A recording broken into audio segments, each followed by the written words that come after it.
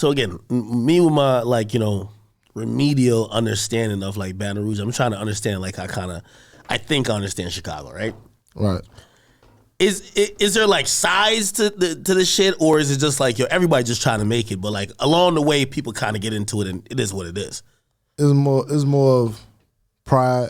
Niggas getting into it, don't know how to be men and talk about it, and then you got dick riders who influence the main people to be at it instead of, you know what I'm saying? You know how you got motherfuckers in your ear that shouldn't be in your ear? Yeah. There's a lot of that shit. And motherfuckers don't know how to be a man and be like, fuck what you talking about. I'm gonna get a nigga a chance to talk or, see what it's about. So niggas will be into it about anything. Niggas, like, back before I went to jail, like, nigga used to see somebody and man, that nigga looking at me crazy. I don't fuck with that nigga. Shit like that, just simple shit. You know what I'm saying? Really? Jesus Christ. So, all right, cool. You get out.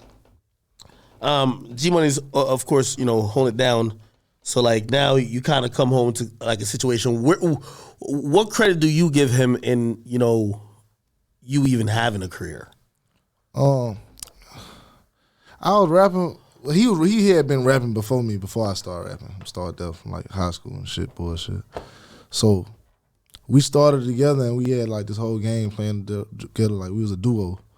Like, we was the hottest in the city, hottest in really Louisiana besides Gates and shit that was, and Hatch when he came home from jail. It's like, we was the hottest upcoming artists. When I got locked up, shit, like, I don't know, he kept it rolling. Like, he kept my name alive. So, without him, I think my shit probably would have died. My name probably would have died down.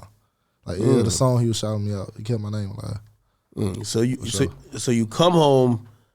And then, being that he died and stuff, people wanted to know what I had to say about the situation. They wanted to see where my mind was at. He passed away while you were in jail or when you got out? When I was in jail, he passed away a year before I got out.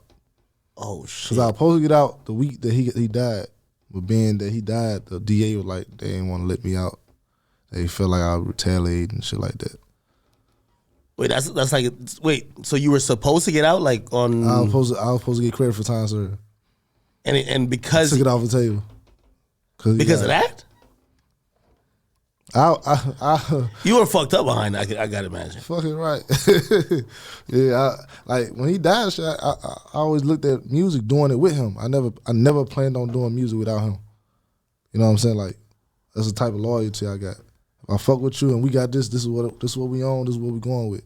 I ain't trying to backdoor you. I ain't trying to get hot and then do my own shit. None of that. Like, so when he died, I didn't give a fuck. I'm like, that shit over with. Ain't worry about that shit no more. Damn. So you didn't get a chance to go to the funeral, nothing like that?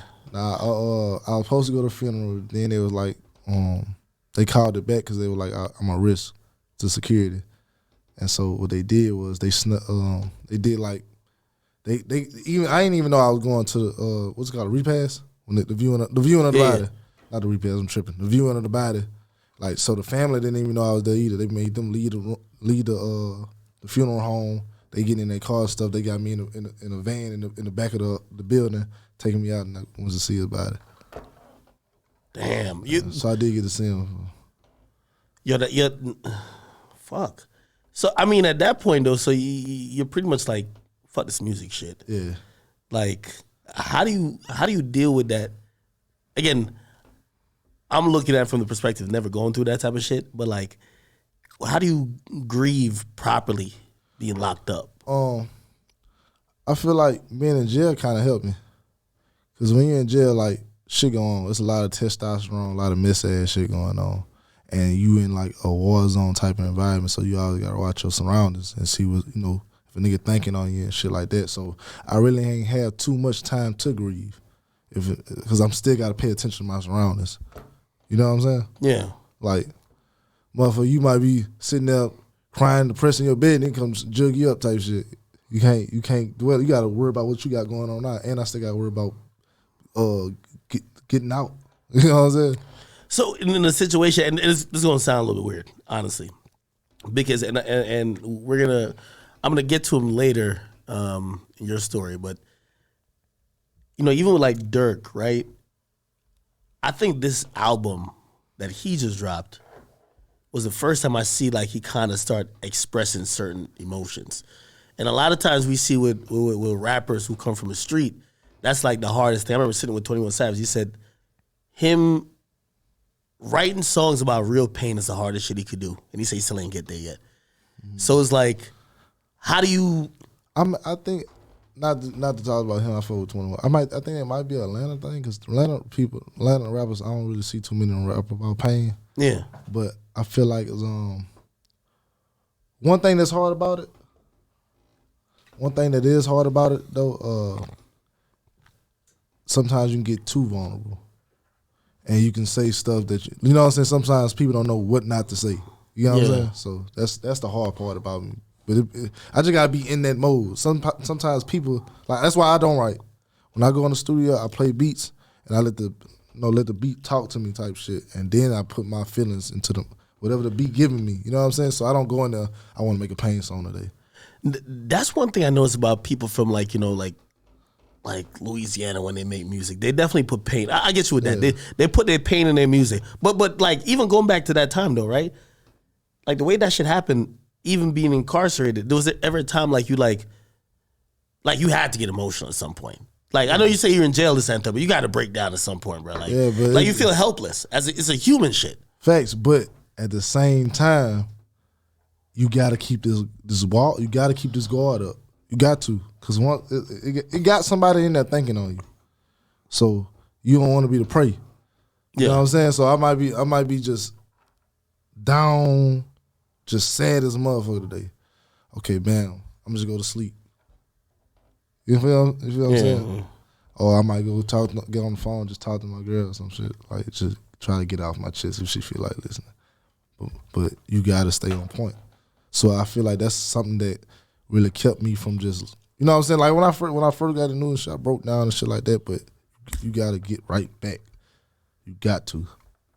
It ain't no if. You know what I'm saying? Like, cause jail can mentally break you. I done been to the point where I feel like getting broken. Like when I went to the hole, I'm in the dark for 2 weeks. Damn, why they send you to the hole?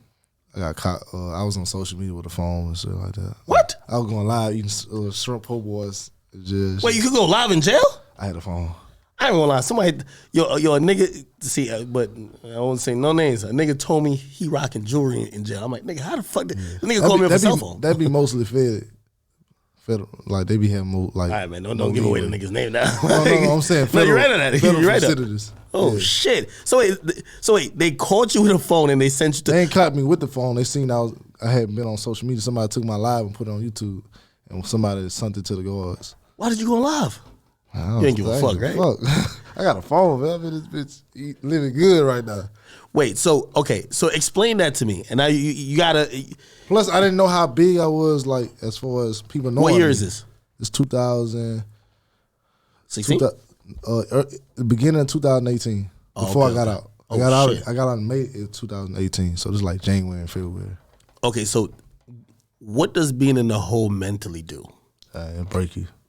You gotta be strong. Like, basically, just imagine yourself, no carpet in here, concrete, metal bed. I be seeing the movies, but it can't be like that. No way. Some of them is, but a lot of jails be honey bun. Like, it be some sweet ass, like, just bullshit ass jails. How big is the quote unquote hole? Like, is it like this room? Yeah, different ones. Like, some shit got small. The one I was in was I'd say where that TV stopped to the wall. But it's a 4-man cell, but there's 6 people in here. So 2 on the floor and 4 in the bed. In the toilet right next to the niggas who's laying down, you gotta wake them up. Hey, I'm out of shit. You gotta move around. You know what I'm saying? What? Yeah, like, you don't get no privacy? We packed in this one. We in there. So bam,